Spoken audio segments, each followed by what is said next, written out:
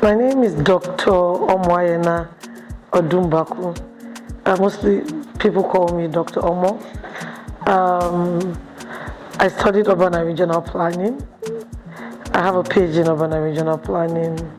I started my career in the academia, and now I work with the United Nations as the Human Settlements Officer for Anglophone West Africa with the United Nations Human Settlements Program, also known as UN Habitat.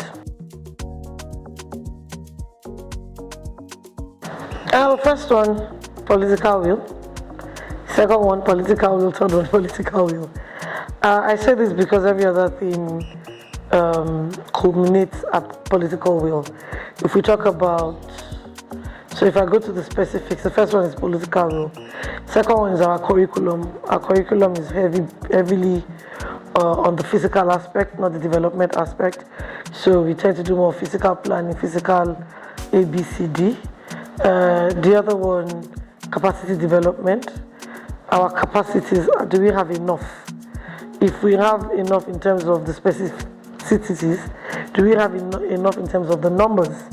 How many quantity surveyors do we have? How many urban planners do we have? Data, how do we use our data? How do we run our data? And I won't isolate data, I call it knowledge management. How do we manage our knowledge? How do we acquire our data? How do we use our data? How do we use our data to predict? For instance, Lagos has been going very sporadic in terms of numbers, 100% growth rate, 200% growth rate. How have we been able to use that in terms of infrastructural development? Abuja was planned for a number of people. Now that we have over 3 million people, what is the trend? So we need to look at it holistically. And at the center of this is political will. Because when there is a will, there is a way. So if we identify that's the government of the day, and not only in Nigeria, in Africa, understand that urbanization and urban development is a vehicle to economic empowerment and economic development, then we'll, apply the right tools and the right policies to enable us enhance this. I think I have a contrary opinion to most scholars. The first thing is we see housing as a social good, which is not, is an economical good. Because if you have a house, you can borrow money from your house. So until we start to see that housing is not a social need, not only a social need, but both a social and an economic need, then we place value on housing. Right now, if the government promises to build 2 million housing units, it's not possible in the next 50 years. Ask me why. Because the government has no business building houses. However, the government has a business of policy. What are the policies that are going to drive the housing sector as an economic sector? If you have an investor and you tell him, oh, I intend to give free housing, is he going to put money in the housing sector? No. So I saw you were quite shocked when I said it's not in housing. It's not. So that is it. If you do not see the need, the profit, the demand, then we're still going to keep having housing deficit. And that's one on the other hand. The other one is, what is the data of the housing deficit? What category of housing units do we have in deficit? The upper middle class don't have a deficit. In Asoko, you have empty houses. But in Ajegunle, you have a deficit. So who are the people? Where are these places? Is it in Kano? Is it in Lagos? Is it in Kaduna? Is it in Abidjan? So the question of where and why. And then it now takes you to another question of how. What type of houses? The kind of houses built for the person in northern Nigeria, the Fulani, is not the same that is obtainable for the person in Ondo. So that is another thing. What type of houses are we building? When we get to what type of houses are we building, then we go to the materials of the houses.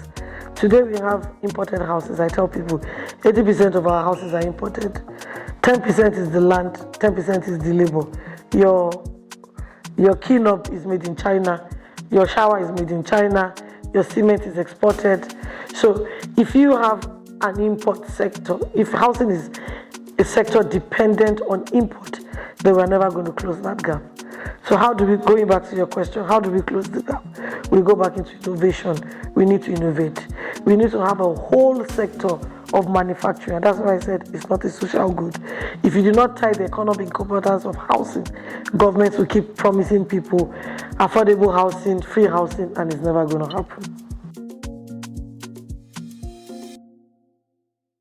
Let's start with what kind of partnerships do we have with the private sector? There are several. You have the PPPs. The PPPs are even different. You have the build, operate, and transfer, the BOT. You have the build, operate, and own, the BOO. You have full privatization. So there are different types of. So the role of the private sector is determined by the government of the day. How has the government of the day seen the role of the private sector? The private sector is a fulcrum to any development, either we like it or not, because we are running a mixed economy, not a socialist economy. We are not running full capitalism, we are running a mixed economy where some of our things go into the social bracket and some of our things go into the economic bracket. However, how do we now talk about development without the private sector in a mixed economy? So the private sector is the fulcrum.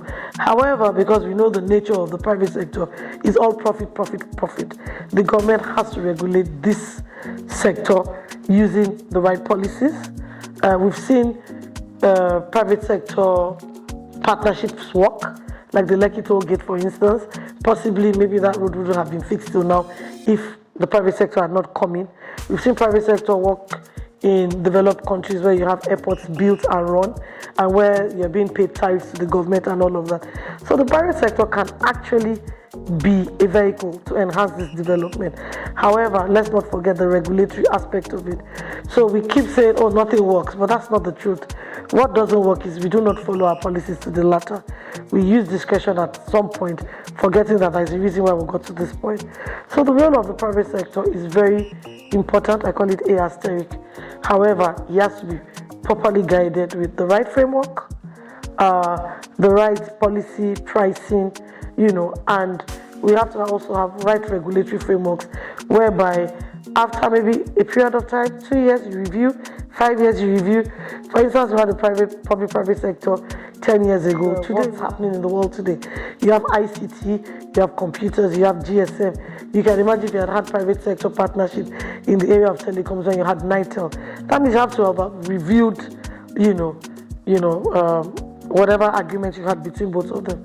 So, but in most cases, we have agreements and we go to sleep. But that's not it. We need to, it's a continuum. You identify the problem, you call it, you solve it together, then you also give room for competition. So I think one of the problems we also have is how competitive is the private sector, because sometimes we become monopolistic, and that's why we run into a lot of problem. And whenever you have a monopoly, you run into a big problem of, pricing, service delivery, and etc. So I see the public-private sector partnership playing a huge role. However, with our eyes opened. If you fail to plan, then you plan to fail. So, like I said at the beginning of the interview, we need to plan. How do we plan? We need data to plan. We need patterns to plan. We need resources to plan. We need we need the capacity. We need the government will. So, if you plan, for instance, there is this wave in town, the jackpars and all of that. Why are they jackpar? Because there is a plan by the government, deliberate plan to invite, people from different parts of the world because of a particular skill set that they think is lacking in their society. They want more doctors, but they know that the numbers they're getting would not cater for the population they have. So people just think, oh, we're jackpying to fill in a vacuum that a government has identified. And so if we also plan our cities from the beginning, plan our human settlements, we design our human settlements, in that way they're going to, be more livable. We've seen, like Abuja, for instance, was planned from the beginning. And I tell people how many cities can boast of, even as much as Abuja has its own peculiarities of, But the truth of the matter, you can imagine if Abuja was not planned. There was a former minister of FCT, who is now the governor of Kaduna, who had to demolish buildings that were on sewage lines and etc. So you can imagine if you didn't even have a plan from the beginning. So planning is the beauty and the backbone and the bedrock of any functional human settlement. So if you do not plan that city, I do not see how you want to enjoy the dividends of urbanization.